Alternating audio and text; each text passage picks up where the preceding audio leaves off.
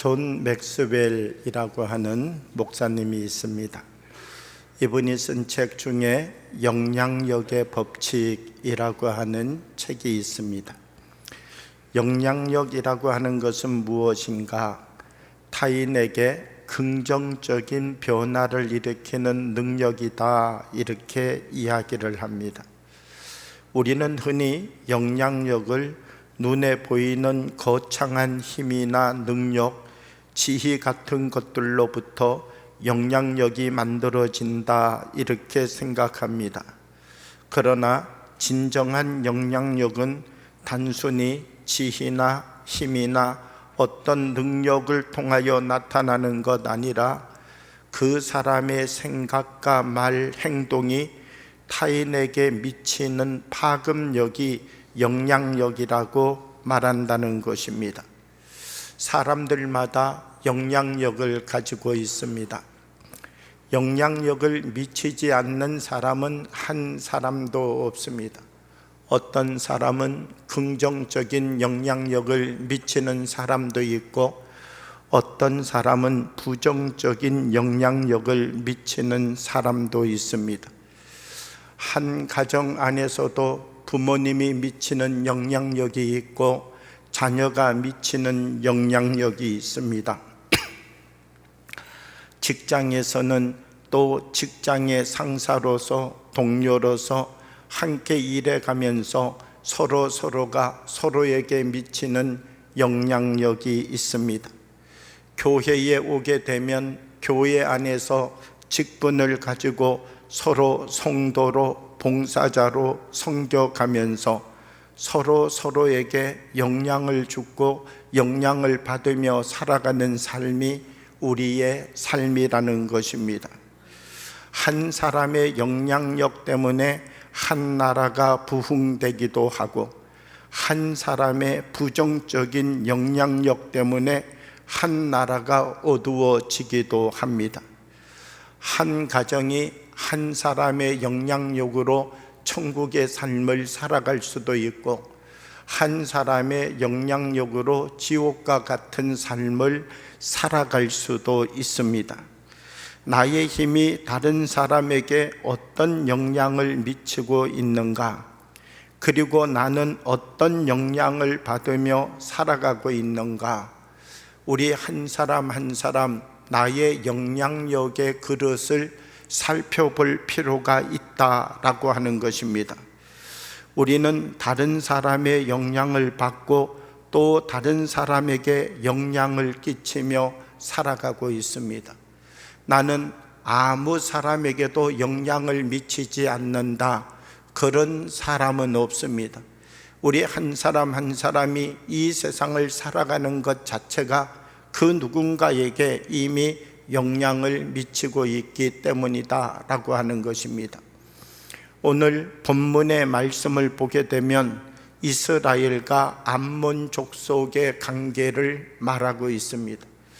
그 중에서도 특별히 요압 장군의 리더십, 영향력을 말하고 있습니다. 이스라엘이라고 하는 나라와 암몬이라고 하는 나라의 관계는 어떠했는가?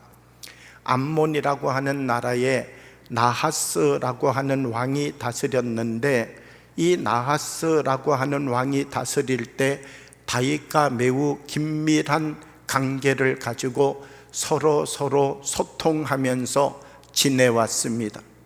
그런데 갑작스럽게 나하스 왕이 죽었습니다. 그리고 그의 아들 한운이라고 하는 어린 아들이 왕이 되게 되었습니다. 다윗이라고 하는 사람은 왜 암몬의 왕이었던 이 나하스라고 하는 왕과 친하게 지내게 되었는가? 거기에는 이스라엘의 역사가 있습니다. 과거 사울 왕이 처음 왕으로 뽑히게 되었을 때 암몬이라고 하는 나라가 저 길르앗 야베스 사람들을 공격해 들어갔습니다. 그리고 길르앗 야베스 사람들을 다 포로로 붙잡고 너희들이 우리에게 살기 위하여서는 모두 다 한쪽 눈을 빼어야 된다. 다르게 이야기하면 전투력을 상실시키겠다는 것입니다. 그리고 우리의 노예가 되어야 된다. 길르앗 야베스 사람들은 꼼짝없이 암몬 사람들에게 한쪽 눈을 빼앗기고 노예의 삶을 살아야 될 운명에 처하게 되었습니다. 몇몇의 사람들이 야반 도주하여서 사울 왕을 찾아갔습니다. 사울 왕이시여, 우리 길르앗 야베스 사람들을 좀 도와주십시오. 저 암몬이 우리를 공격하여서 우리를 죽이려고 합니다. 그 이야기를 다 들은 사울 왕은 이스라엘의 군대를 모으고 그리고 암몬과 전투를 치르게 되었습니다. 그 결과 이스라엘의 대승이었습니다.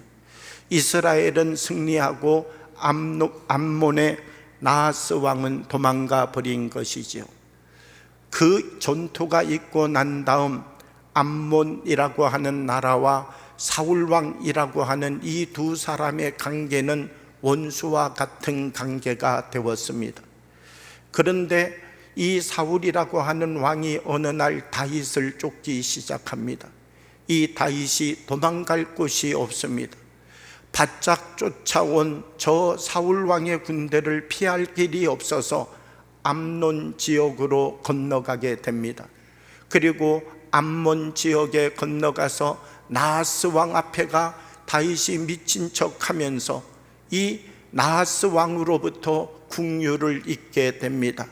다윗과 함께 갔던 사람들에게 음식물을 제공해주고 거처할 수 있는 집을 주고 그곳에서 살아갈 수 있는 터전을 허락해 주었던 것입니다. 왜냐하면 나하스 왕은 저 사울이라고 하는 왕을 내가 원수처럼 대적하고 있는데 나와 다윗이 힘을 합쳐서 때가 될 때 사울 왕을 공격한다면 훨씬 더 효과적이라는 이와 같은 생각들이 있었기 때문에 다윗을 그가 가지고 있는 자비를 가지고서 잘 대해 주었던 것이었죠. 사울 왕의 시대가 끝나고 다윗이 왕이 되었습니다. 암논에 있는 나하스 왕과 좋은 관계였을까요? 나쁜 관계였을까요? 다윗은 좋은 관계로 지냈습니다. 이 나하스 왕이 죽었다라고 하는 이야기를 듣고 난 다음에도 다윗은 내가 그래도 나하스 왕에게 신세 진 것 있으니 그의 아들들에게 내가 그 신세를 갚아야 되겠다, 이것이 다윗의 입장이었습니다. 그래서 나하스 왕이 죽었다라고 하는 이야기를 듣고 이 다윗 왕은 조문 사절단을 암논이라고 하는 나라에 보내게 됩니다. 그런데 암몬에 있는 대신들이 이제 어려서 정치를 잘 알지 못하는 한운이라고 하는 왕에게 말하기 시작하는 것입니다. 지금 이 역사가 누구에게 기울어져 있는 줄 아십니까? 지금 다윗이라고 하는 사람이 전쟁에 나가면 승승장구하면서 지금 이 시대가 다 다윗의 시대로 바뀌고 있습니다. 지금 다윗이 여기에 조문사절단을 보냈지만 이 조문사절단은 정말 우리 나하스 왕을 조문하기 위하여 온 것 아니라 우리나라를 정탐하기 위하여 온 정탐꾼입니다. 그러니까 이 사람들을 그냥 돌려보내면 안 됩니다. 이것이 암논 대신들이 그에게 새로운 왕으로 뽑아진 한운이라고 하는 왕에게 했던 이야기였다라고 하는 것입니다. 신하들이 한 번 이야기하고 두 번 이야기하고 세 번 이야기하고 이 사람도 같은 말하고 저 사람도 같은 말 하다가 보니까 한운이라고 하는 사람의 마음도 점점점 신하들의 말 쪽으로 생각이 기울어지게 되었습니다. 그리하여서 해서는 안 될 결정을 해버리고 말았습니다. 사람은 자기 곁에 누가 있느냐가 중요합니다. 사람은 내 가까운 곳에 어떤 사람을 두고 내가 살아가느냐가 중요하다는 것입니다. 내 가까운 곳에 기도하는 사람이 있으면 나도 기도하게 됩니다. 내 가까운 곳에 말씀을 읽는 사람이 있으면 나도 말씀을 읽게 됩니다. 내 가까운 곳에 은혜를 사모하는 사람이 있으면 나도 은혜를 사모하게 됩니다. 내 곁에 사랑을 실천하는 사람이 있으면 나도 저 사람처럼 사랑을 실천해 봐야지, 그 사람을 보고 배워가면서 그 사람의 영향력을 받게 되는 것이지요. 이 한운이라고 하는 왕의 불행은 어디에 있습니까? 가까운 곳에 분별력을 가지고 말해줄 수 있는 신하가 한 사람도 없었다는 것, 이것이 바로 한운이 가지고 있었던 불행이었던 것이죠. 불행이라고 하는 것은 내 뜻대로 되지 않고 좋은 일이 생기지 않는 것만이 불행한 것 아니라, 바르게 보고 바르게 생각할 수 있는 선한 영향력을 나에게 나누어 줄 수 있는 사람이 없다는 것, 이것이 불행이라는 사실을 우리는 기억하여야 된다라고 하는 것입니다. 결국 한운 왕은 다윗이 보낸 조문 사절단을 붙잡아 가지고 고문하기 시작했습니다. 바른 대로 말해라. 우리가 너희의 정체를 다 알고 있다. 아무리 거짓말을 해도 벗어날 수가 없다. 그러면서 조문 사절단을 그들은 고문하고 박해하면서 결국 그들의 수염을 다 밀어버리고 그들의 옷을 잘라버렸습니다. 이것이 그때의 시대로 보면 얼마나 수치스러운 일인지 모릅니다. 수염이라고 하는 것은 그 사람의 인격과 자존심을 대변하는 것입니다. 옷을 자르면 어떻게 되겠습니까? 옛날 우리가 이 시대로 돌아가면 속옷을 입고 사는 것도 아니고 원피스 하나 거치고 사는데 그거를 잘라버리면 망치게서 어떻게 다닐 수가 있습니까? 다윗이 보낸 이 조문단을 결국 한운은 무례한 행동을 하여서 이스라엘로 돌려보내게 됩니다. 이 조문단은 바로 예루살렘으로 가지 못하고 여리고에 머물렀습니다. 여리고에서 예루살렘으로 서신을 보내게 됩니다. 다윗 왕이시여, 우리가 암몬이라고 하는 나라에 갔는데 거기에서 이와 같은 대우를 받았습니다. 이 문제를 왕에게 보고합니다. 우리가 이런 모욕을 받고 그들로부터 이와 같은 거절을 당하였는데 어떻게 하실지는 왕이 결정해 주십시오. 다윗 왕은 이 이야기를 듣고 요압 장군을 불렀습니다. 그리고 암몬이라고 하는 나라와 전쟁을 준비하라 명령을 내렸습니다.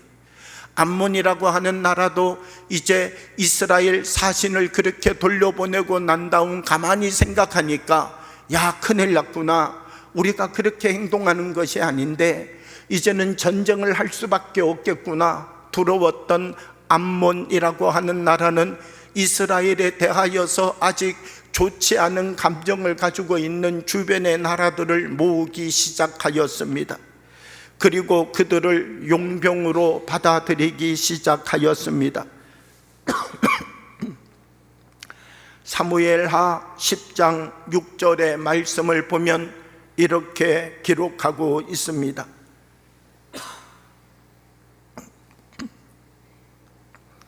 암몬 자손들이 자기들이 다윗에게 미움이 된 줄 알고 암몬 자손들이 사람을 보내 벳르홉 아람 사람과 소바 아람 사람의 보병 2만 명과 마아가 왕과 그의 사람 1000명과 돕 사람 12,000명을 고용한지라.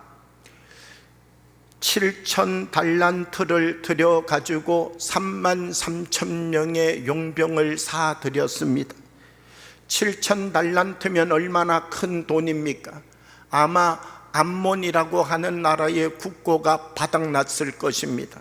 이 많은 돈을 주고 용병 33,000명을 모아들인 암몬은 자기 나라에 있는 군대와 더불어서 저 이스라엘 군대도 얼마 되지 않는데 우리가 이 군대를 인해 전술로 밀어버려야 되겠다, 이런 생각을 가지고 전쟁을 준비하고 있다는 것입니다. 그런데 이것을 대하는 요압 장군의 전투의 방식은 다릅니다. 요압은 전략을 짜서 암몬이 지금 인해 전술 같은 힘으로 우리를 공격하려고 하는데 우리는 저들을 어떻게 대하여야 되겠는가? 사무엘하 10장 9절의 말씀을 보면 이렇게 말씀합니다. 요압이 자기와 맞서 앞뒤에 친 적진을 보고 이스라엘의 선발한 자 중에 또 엄선하여 아랍 사람과 싸우려고 진치고, 이렇게 기록하고 있습니다. 또 선발한 자 중에서 또 엄선하여, 다르게 이야기하면 어떤 말입니까? 준비되고 훈련된 사람을 뽑아서 제일 전방에 세웠다라고 하는 것이죠. 지금 이 요압은 군대의 수적으로 볼 때 열세에 있음을 알고 있습니다. 그러나 이 요압은 이 전쟁이 양의 법칙이 아니라 훈련된 사람을 통하여 이 전쟁이 끝날 수 있다는 사실을 알고 있습니다. 요압은 이와 같은 전쟁 전투력을 어디에서 배웠을까요? 다윗으로부터 배운 것이죠. 다윗은 과거 사울왕에게 쫓겼습니다. 사울왕에게 쫓겨서 도망갈 때에 다윗을 따랐던 군대는 400명의 사람들, 시간이 지나면서 1명, 2명 더 모여들어서 600명의 사람이 다윗과 함께 삶을 살아가며 군대가 되게 되었습니다. 그런데 사울왕은 3,000명의 사람을 거느리고 이 다윗을 붙잡기 위하여 그가 가는 자리마다 따라다니는 것입니다. 400명의 사람과 3,000명의 수비대, 이 군대가 서로 만나면 누가 이길까요? 그런데 사울왕의 3,000명의 군대는 다윗의 군대를 만날 때마다 안절부절하고 말았습니다.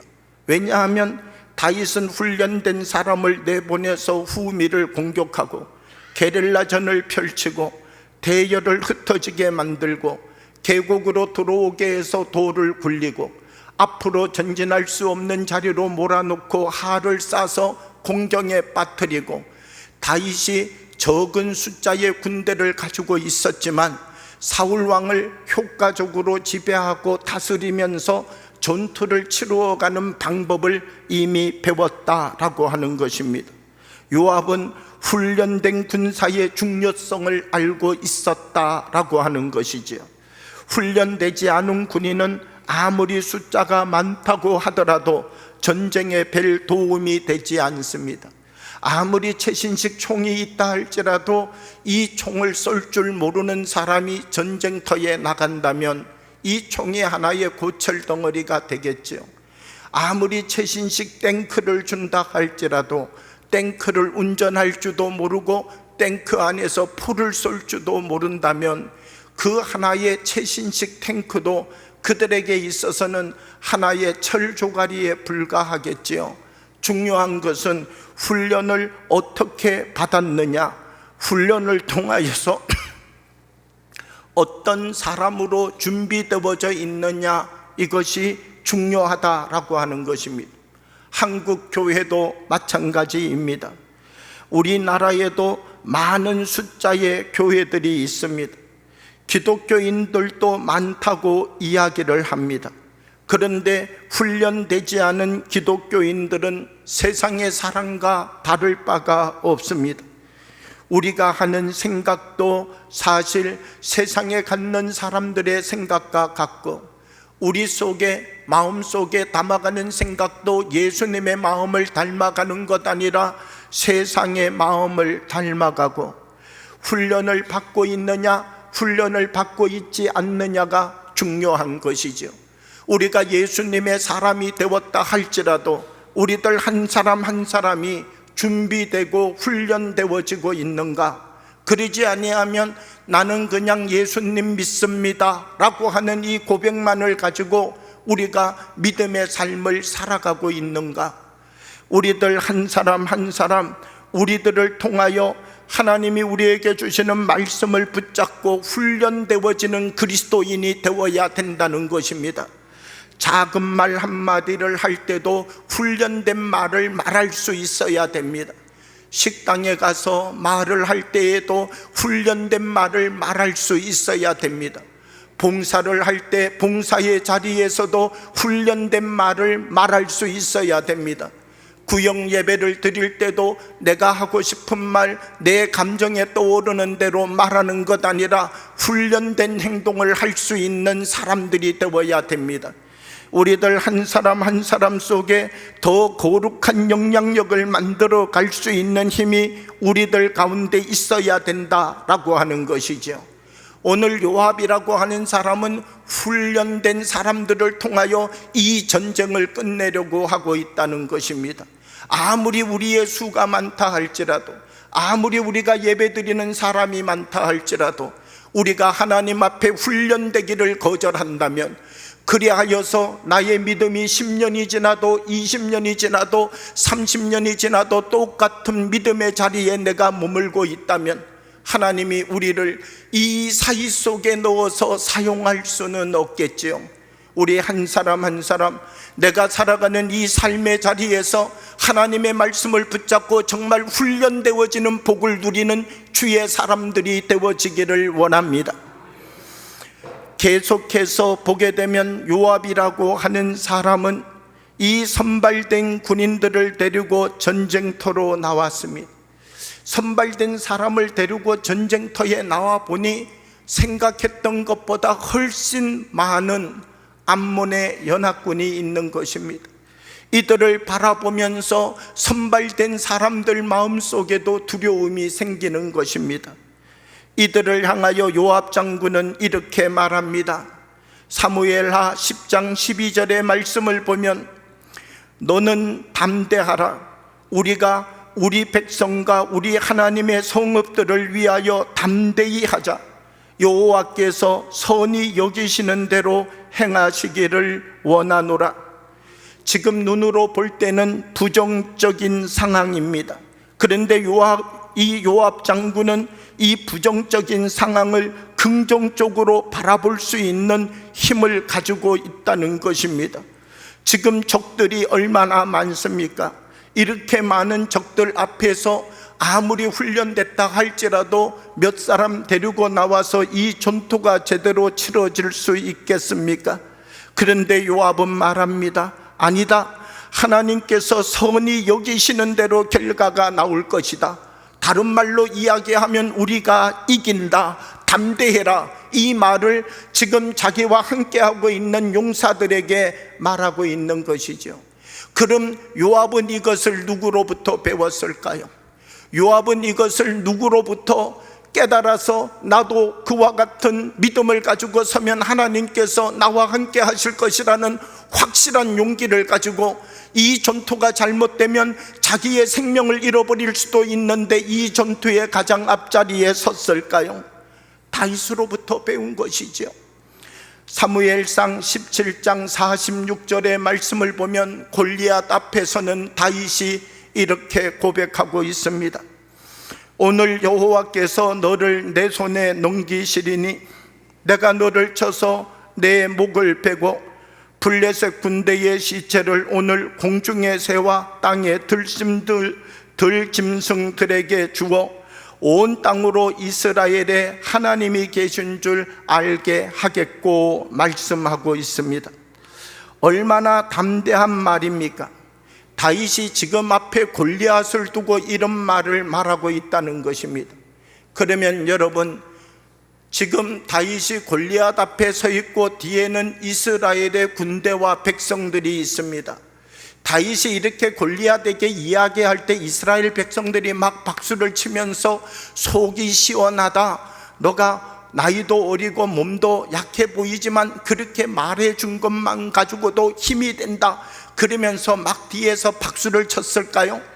아니면 그 뒤에 있는 이스라엘의 군대와 이스라엘 백성들이 아이고 큰일 났구나, 저 꼬마애가 사지를 분별하지 못하고는 그냥 골리앗의 할을 저렇게 나게 만들었으니 우리는 이제 다 죽겠구나, 왜 골리앗을 저렇게 자극해 그냥 가만히 두면 한두 사람 죽으면 끝날 일을 왜 저렇게 자극해서 우리를 다 죽이려고 하는 거야?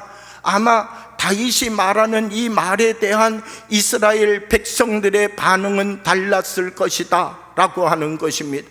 그런데 하나님은 그 자리에서 어떤 결과를 주었습니까? 다윗이 입술로 고백한 대로 이루어지게 하셨지요. 그것을 지금 누가 따라하고 있는 것입니까? 요압 장군이 그것을 똑같이 따라하고 있는 것이죠. 여러분, 요압이 지금 이 연합군을 맞이하여서 전쟁을 치루어야 되는데 그 마음속에 생각이 얼마나 많았겠습니까?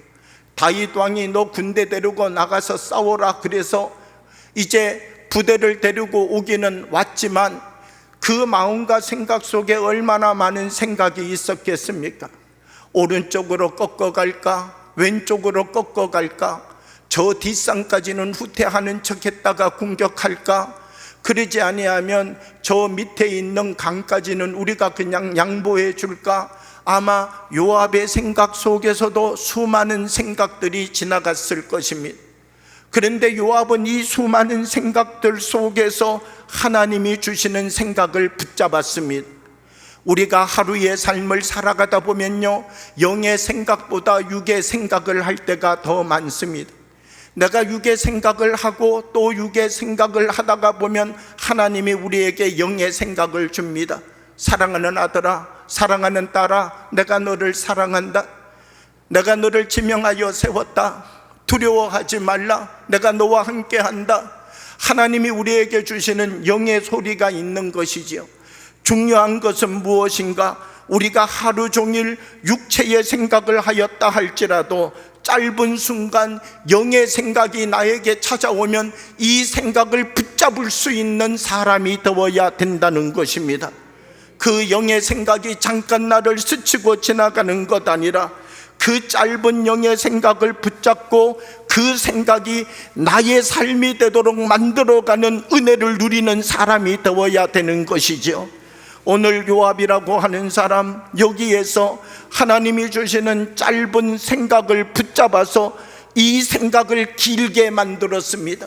하나님이 주셨던 이 짧은 생각, 하나님, 내가 하나님 앞에 고백하고 하나님 앞에 나와서 말하는 대로 하나님이 내게 이루어 주실 것을 믿습니다. 이 짧은 생각을 길게 만들고 또 길게 만들고 길게 만들어서 이 하나님의 말씀이 나의 삶의 눈이 되게 만들고 이 하나님의 말씀이 나의 능력이 되게 만들고 이 하나님의 말씀이 내가 붙잡고 일어서서 나를 기경할 수 있는 말씀으로 세웠다라고 하는 것입니다. 우리의 승부는 다른 것에서 나는 것이 아닙니다. 하나님의 것을 붙잡고 있는가, 세상의 것을 붙잡고 있는가, 여기에 따라서 우리의 삶의 방법이 달라진다는 것입니다. 우리는 인생의 삶을 살아가면서 우리 한 사람 한 사람 하나님의 것을 붙잡고 살아가는 사람도 있고 세상의 것을 붙잡고 살아가는 사람도 있습니다. 하나님의 영향력을 나누며 살아가는 사람도 있고 세상의 영향력을 나누며 살아가는 사람도 있다는 것입니다. 그런데 성경은 우리에게 하나님의 것을 붙잡는 복을 누리라는 것입니다. 우리에게 있는 많은 것들, 이것 붙잡고 저것 붙잡고 넘어지고 시험에 들고 또 그것 때문에 좌절하는 것 아니라 하나님의 것을 꼭 붙잡고 그 말씀이 나의 능력이 되도록 세워가라는 것이죠. 성경을 보게 되면 나만 장군의 이야기가 있습니다. 나만 장군이 어떻게 이스라엘 땅에 왔을까요? 어떻게 엘리사를 만나러 갔을까요? 나만 장군, 아람이라고 하는 나라가 얼마나 큽니까? 그런데 그 큰 나라의 좋은 의사들, 그 큰 나라에 이런 방법으로 하면 된다, 저런 방법으로 하면 된다, 민간요법을 가지고 사람의 병을 고친다고 하는 사람들, 이름 있는 사람들, 명이라고 하는 사람들 얼마나 많았겠습니까? 그런데 이 나만이라고 하는 사람, 그들을 만났지만 소망이 없는 거예요. 자기 집에 저 이스라엘과 전쟁할 때 포로로 붙잡아 온 어린 여자아이가 있는데 이 어린 여자아이가 자기의 주인인 나만에게 이야기하는 거예요. 주인님이시여, 우리나라 이스라엘에 가면 주인님의 병을 고칠 수 있는 사람이 있습니다. 여러분, 이 아이가 지식이 있습니까? 이 아이가 능력이 있습니까? 이 아이가 판단력이 있습니까? 어린 아이, 이 집에 포로로 붙잡혀 와서 살아가고 있는 어린 종, 이 아이가 하는 말에 얼마만큼 신뢰가 있습니까? 그런데 나아만이라고 하는 사람은 그 이야기를 듣고 그 이야기를 붙잡았다는 것입니다. 만약 나아만이 내가 이 어린 아이의 말을 들을 필요가 어디 있어? 내가 이 어린 아이의 말을 내가 쫓아가면 내가 우스운 사람이 되고 사람들이 날 볼 때 너 왜 이스라엘 갔다 왔느냐? 그러면 우리 집 계집동이 거기에 가면 내 몸에 있는 병을 고칠 수 있다고 갔다 왔다. 그러면 사람들이 뭐라고 말할까요? 너 이제 죽을 때가 다 됐구나, 그렇게 말하지 않겠습니까? 그런데 이 나만이라고 하는 사람은 그 작은 목소리를 붙잡고 그 작은 목소리를 나의 것으로 만들었더니 그의 모든 병이 깨끗이 고침받는 역사가 나타나게 되었다라고 하는 것입니다. 이 나만 장군의 일생을 바꾼 것은 붙잡아야 될 그 작은 것을 붙잡는 것으로부터 그의 인생의 변화가 시작되었다는 것입니다. 사랑하는 여러분, 우리들 한 사람 한 사람, 우리는 무엇을 사모하고 무엇을 붙잡기 원합니까? 하나님의 것을 붙잡는 복을 누리기 원합니다. 우리에게 먹음직하고 보암직하고 지혜롭게 할 것 같은 것 붙잡고 그 길로 걸어가는 것 아니라 하나님이 우리에게 허락하여 주시는 그 말씀의 능력, 작은 것 하나 내게 한순간 들려지는 말씀, 내 귀에 한 번 지나가는 말씀, 너 그렇게 인생 살아서 되겠니? 너 그렇게 믿음 생활해서 되겠니? 너 그렇게 세상 사람하고 똑같이 살아서 되겠니?